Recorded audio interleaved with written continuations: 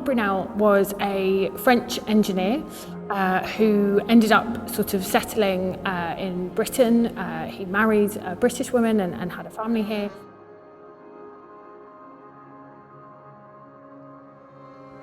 The name Brunel does seem to be sort of synonymous with bridges, particularly suspension bridges, but that's usually kind of Isambard Kingdom Brunel, so the kind of younger Brunel, Marc's son.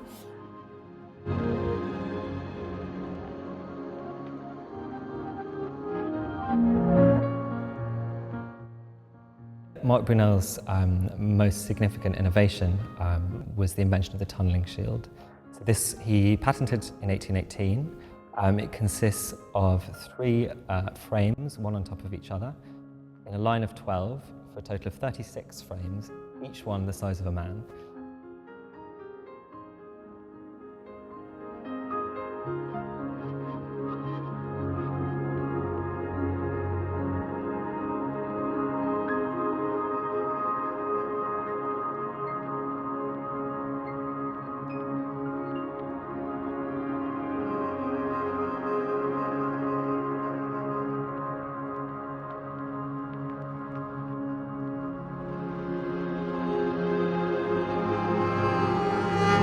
I think that Marc Brunel's greatest contribution to the Industrial Revolution was undoubtedly the Thames Tunnel.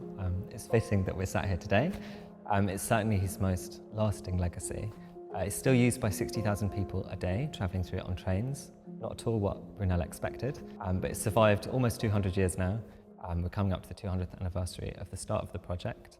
I think some people find the kind of engineering work that Marc Brunel was doing as really wondrous in and of itself. You know, the first caisson method to sink into the ground to dig a tunnel, the world's first tunnel under a river, the first tunnelling shield, the kind of engineering outputs and the engineering kind of innovations he came up with were so wondrous in and of themselves. You can now go in a tunnel under the English Channel. I think that Brunel's legacy really is in showing us that the wondrous is in fact totally possible.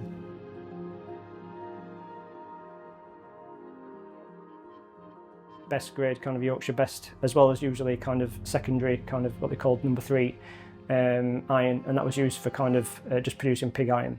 So yeah, Milton could produce excellent quality iron, and actually the consistency was as much as important as anything. You had to produce consistently good material, otherwise if you were selling it out and your agents were selling it on to other people, if they got a bad batch, then you wouldn't get any further trade. And they had the relatively newly installed actual iron works to forge and foundry to be able to cast material and to kind of make it into, in this case, bridge parts. So they had all the equipment here and they could compete on price. So Brunel knew the materials were good and he knew that they could, or hoped that they could do the job. So that's why it came here, I think.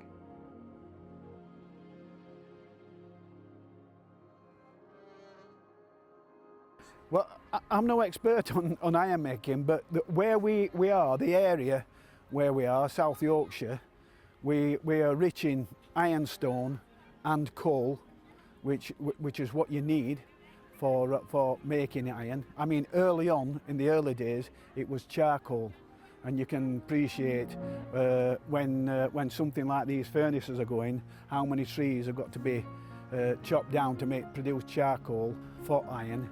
And when the development went on and they swapped to coal, well, they couldn't have been in a better area than the Barnsley area. The coal was near the surface. It was easily mined.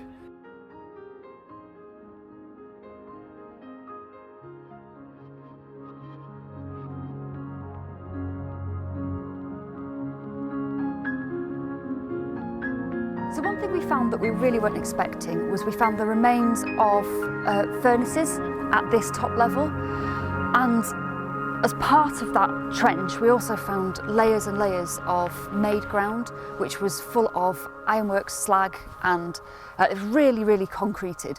And we think basically what they were doing is they were using the slag from the ironworks to develop areas of the site to put other bits on.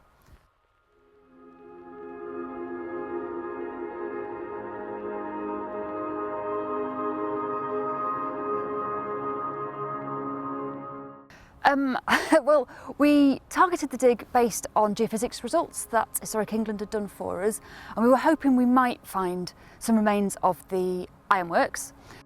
To start with, we opened a trench that went down for metres and went straight through Victorian and early 20th century municipal waste. So this site had been used as a dumping site for a number of years, and we found that actually a lot of the remains are covered in metres of that spoil.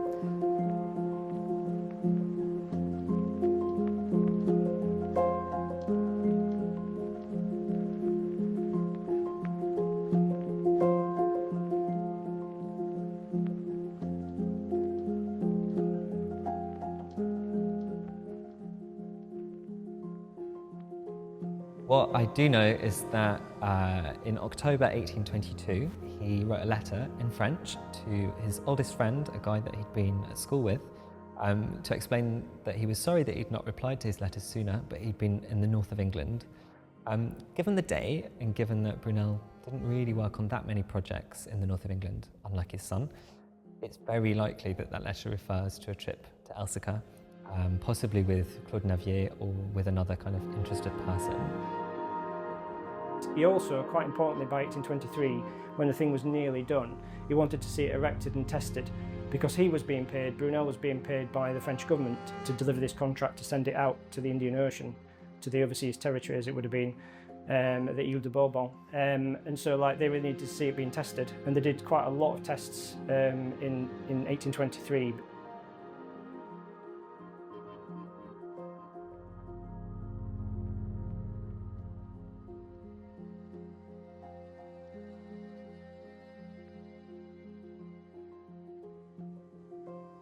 But then it was shipped on, we think, a ship called John Barry, which was originally a Whitby-built sort of 500-ton vessel. But it would have been more than one shipment, we think. So actually, it may have been a number of vessels, but John Barry was the main one. And that will have sailed probably in October, November 1823, and sort of set up or unloaded by 1824. The island of Bourbon, or Ile de la Réunion, was seized by the British during the Napoleonic Wars and was only returned to French sovereignty and control in 1814. That coincides with the restoration of the monarchy in France, at least for the first time before they got rid of them again. And so it makes total sense in that context that the French government would be very interested in kind of developing infrastructure in far-flung colonies in order to bring them into the fold.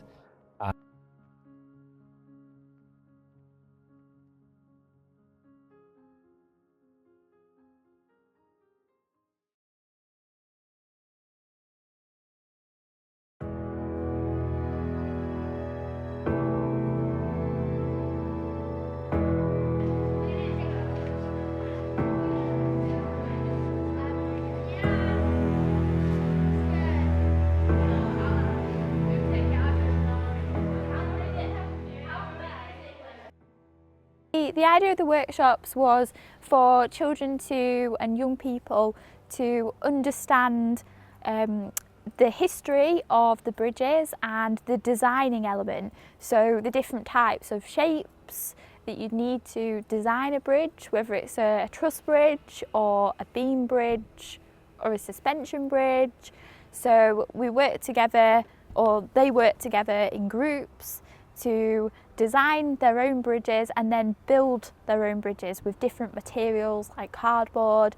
We used engineering materials like screws and screwdrivers and little saws to help the young people to build their own designs that they had themselves designed.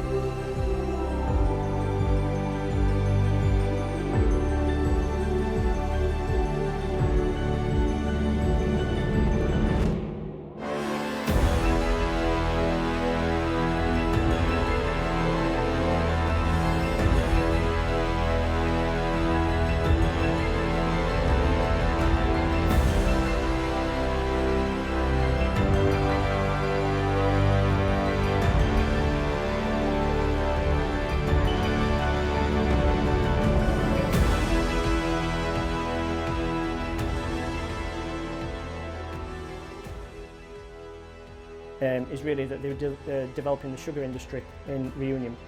In order to kind of develop the sugar industry, they needed to improve the sort of internal communication, the road systems, and that involved bridges as well. In order to bring the labour in to work the sugar, they need to connect the towns, because Reunion is basically kind of almost a sort of squished pie shape with lots of rivers going out to the kind of periphery. And so in order to kind of communicate around the island and get from centres of industry to get materials from sugar works out to kind of docks and things for delivery, you do need to improve road communications. So that's one of the reasons really why they wanted to do bridges.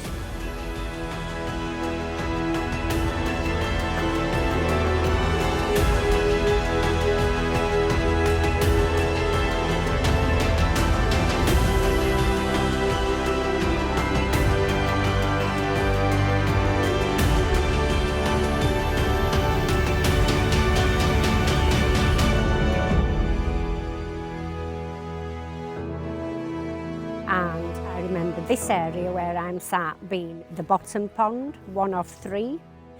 I was probably about 6-year-old when it was drained and filled, used as landfill, but it is literally where the Milton Ironworks and Foundry were, what made the famous bridges back in Milton in the day.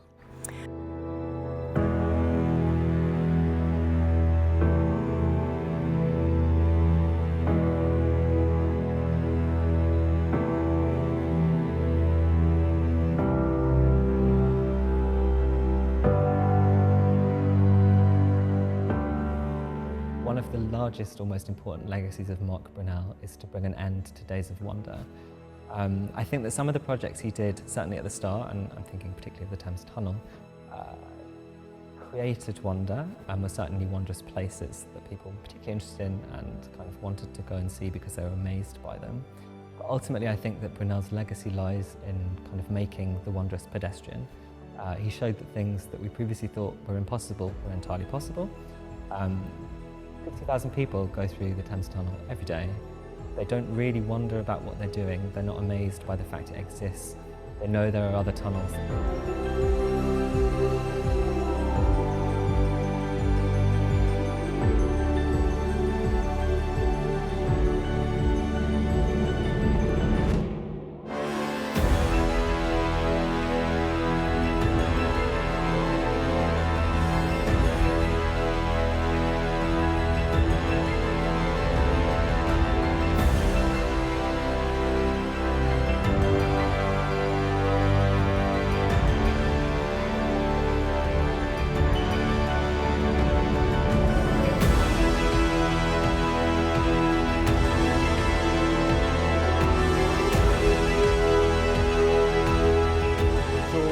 Heritage that we've got there, it does need preserving, because otherwise developers will come along and just snatch it away from us. We need it for our future generations.